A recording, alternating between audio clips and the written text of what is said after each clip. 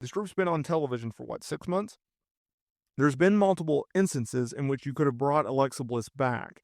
There's been multiple instances of where you could have put her with the group, right? You don't want her to um, get beat, or she's not ready to wrestle yet, but you want her on television. They could have put her with the Wyatt Six, right? She could have just been in association. There's also a history with Nikki Cross.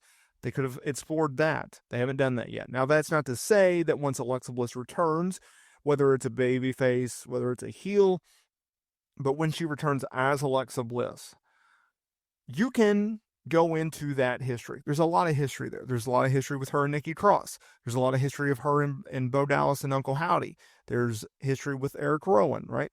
There's history. You can play off of that. Not to say you can't.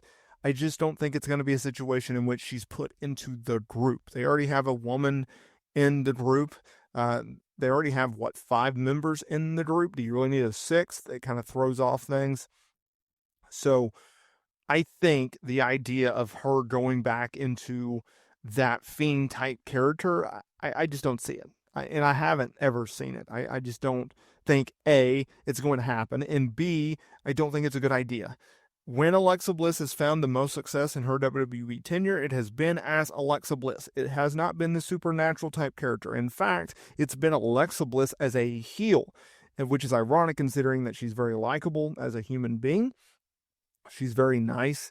And so the idea that she's actually a better heel than she is a babyface is common, but it's still funny at the end of the day, right? It's been like that in pro wrestling for decades. This is not new water that we're trending here, but it's interesting regardless. So, I don't think Alexa Bliss will be part of Wyatt 6. I don't think it's the right direction for Alexa Bliss to be in Wyatt 6, but I can see her feuding with Wyatt 6 and Nikki Cross because there is history. Now, to be honest with you, I would put her on SmackDown. SmackDown's going to be going to 3 hours in January. I understand Monday Night Raw will as well. She's been on Monday Night Raw for a while now. Might as well put her back on the blue brand. She's in fact actually found more success on the blue brand than not. And she was also, even though she was on Monday Night Raw prior to her hiatus, if she did not get pregnant and if Bray Wyatt did not have his heart issues, she would have been on SmackDown. They would have just moved her over there.